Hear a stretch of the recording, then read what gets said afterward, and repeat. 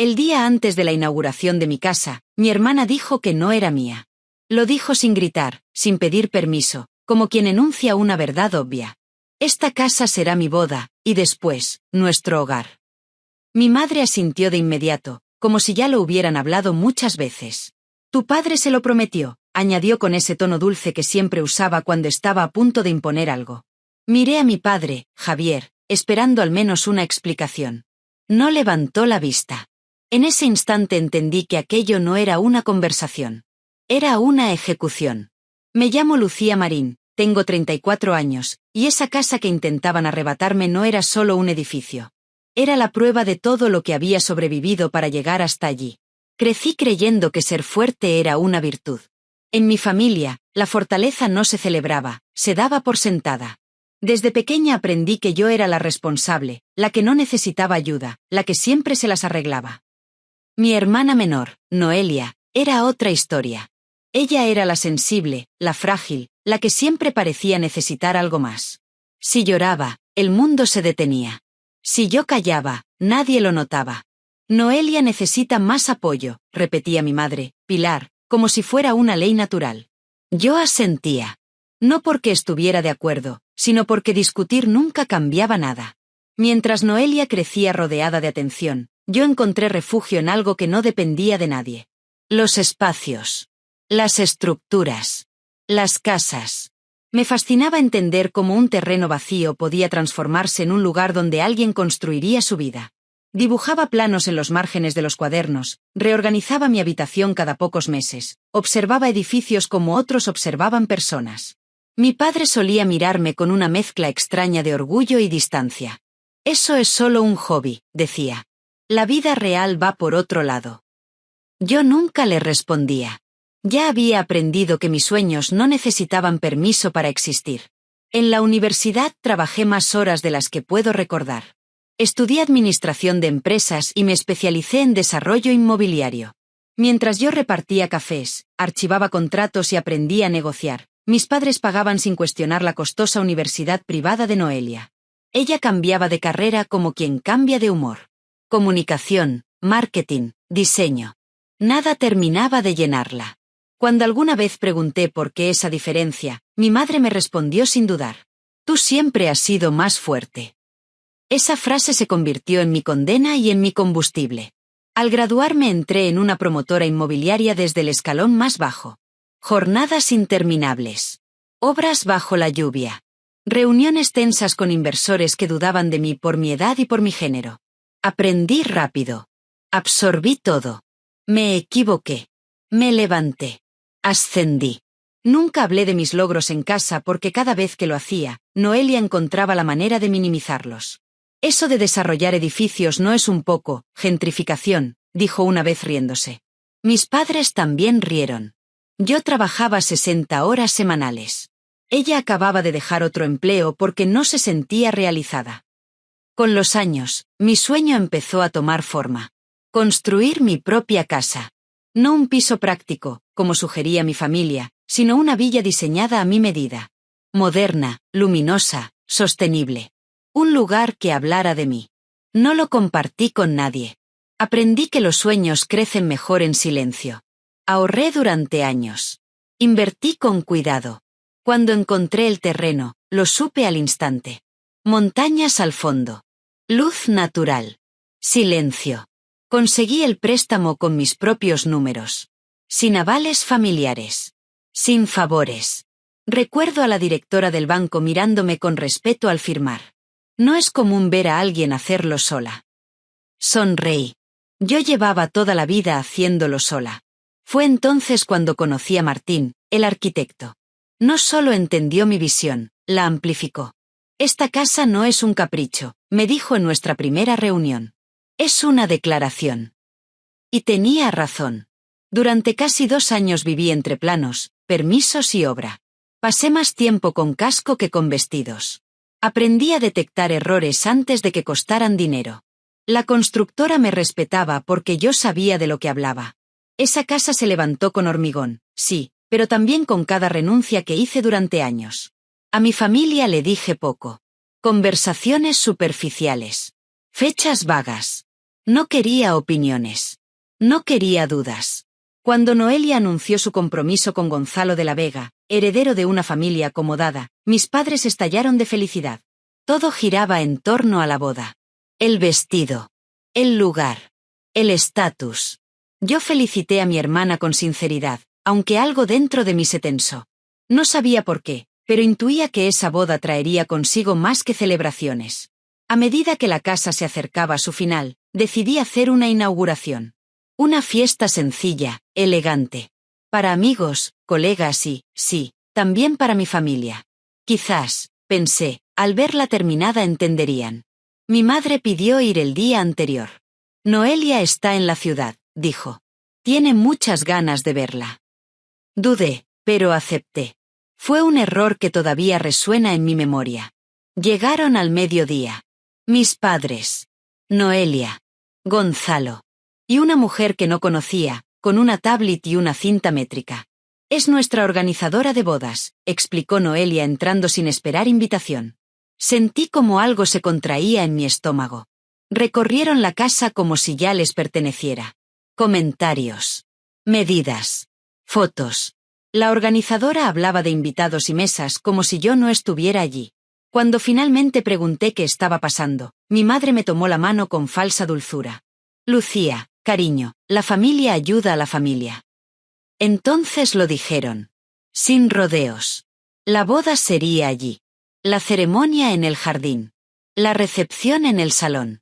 Y después, se mudarían. Papá lo prometió, insistió Noelia, usando el mismo tono que de niña siempre le funcionaba.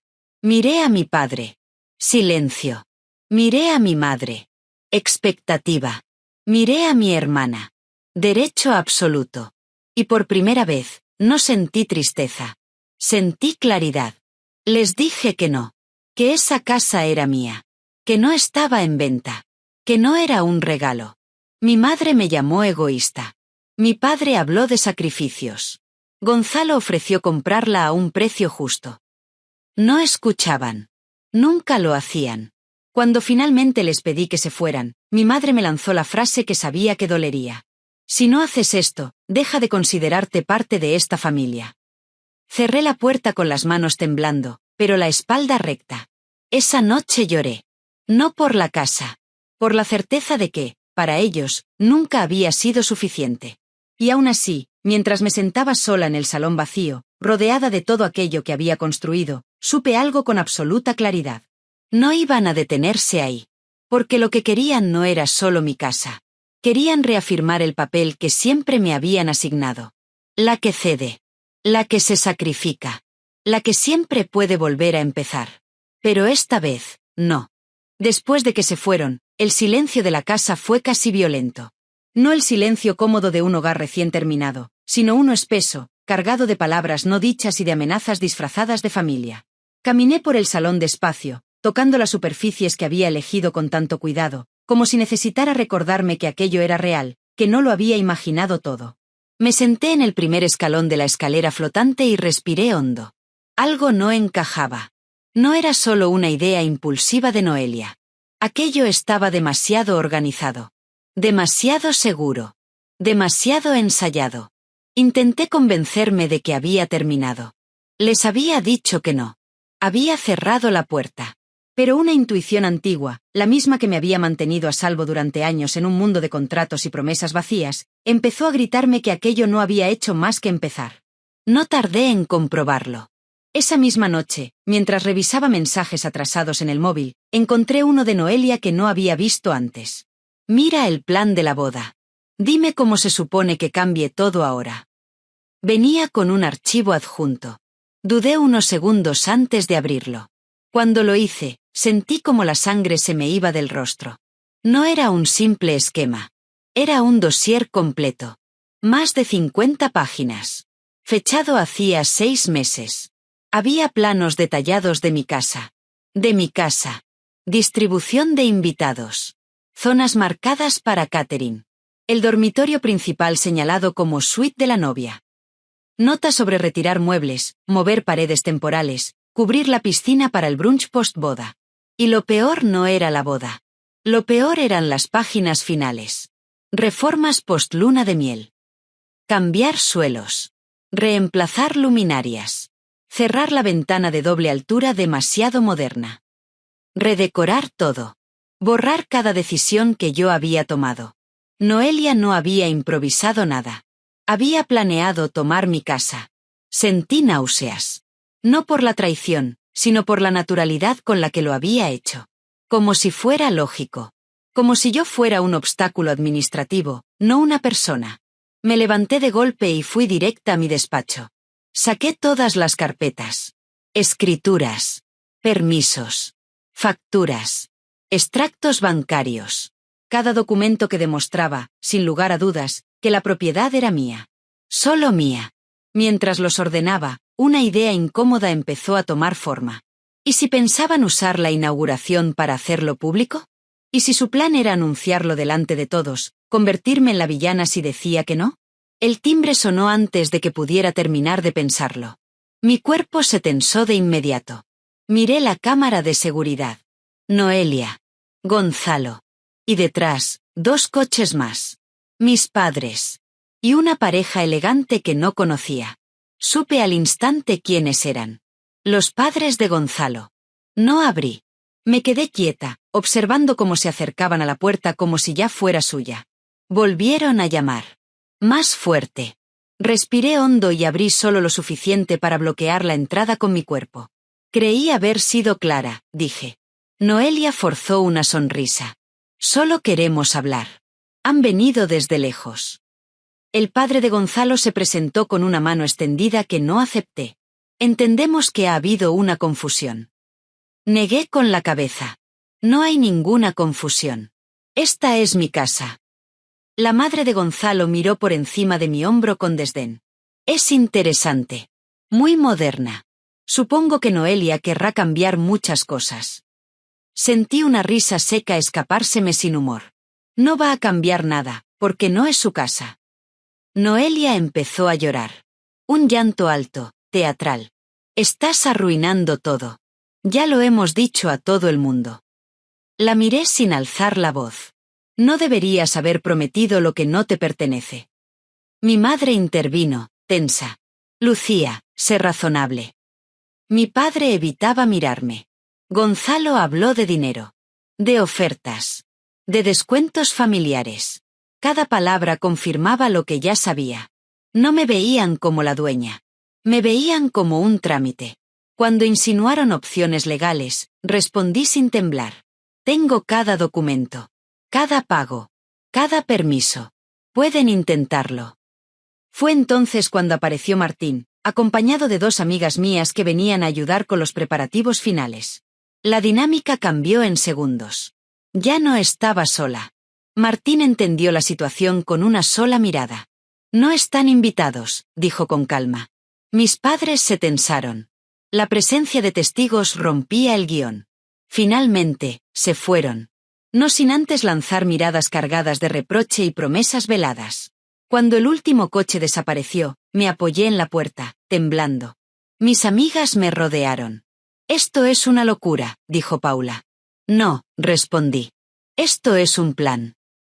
Les mostré el dossier de la boda. El silencio que siguió fue pesado. Diego, un amigo abogado al que había llamado por instinto, revisó los documentos con el ceño fruncido. Esto demuestra intención. No solo uso, apropiación. Me miró con seriedad. Necesitas protegerte.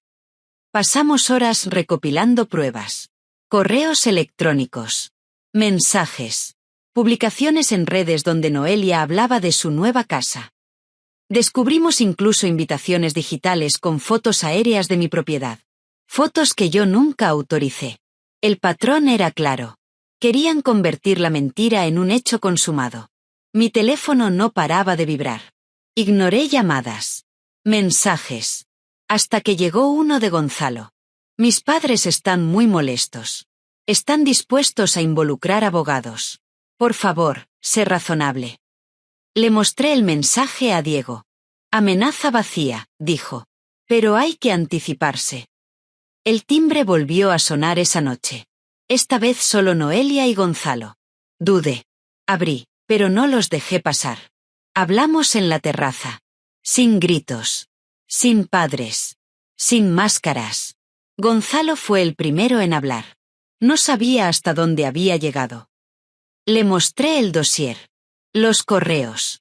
Las notas sobre reformas. Su rostro cambió. No sabía esto, murmuró. Miró a Noelia. Me dijiste que Lucía había aceptado. Noelia se derrumbó. De verdad. Sin actuación. Confesó lo que había ocultado. Deudas. Muchas. Casi imposibles de sostener. Compras. Créditos. Apariencias. Su plan no era solo quedarse con la casa. Era venderla después. Pagar todo. Empezar de cero sin que nadie supiera la verdad. La miré y, por primera vez, no sentí rabia. Sentí algo peor. Lástima. No puedo darte mi casa, dije con firmeza. Ni para la boda ni para salvarte. Asintió, derrotada. Gonzalo respiró hondo. Necesitamos ayuda real, dijo. Yo asentí despacio. Puedo recomendarte asesores financieros. Nada más. Noelia me miró como si no esperara ni siquiera eso. Cuando se fueron, supe que algo había cambiado. No estaba resuelto. Pero ya no era la misma dinámica. A la mañana siguiente fue la inauguración. Y mi familia no apareció. Vinieron mis amigos. Mis colegas. Personas que celebraron conmigo sin condiciones. Brindamos. Reímos. Y por primera vez, la casa se sintió realmente mía. Esa noche, exhausta pero en paz, entendí que proteger mi casa había sido solo el principio. Lo que realmente estaba defendiendo era algo que nunca había reclamado del todo. Mi derecho a no ceder. La mañana siguiente a la inauguración me desperté antes de que sonara el despertador. La casa estaba en silencio, bañada por una luz suave que entraba por los ventanales como si también ella hubiera pasado una noche agitada.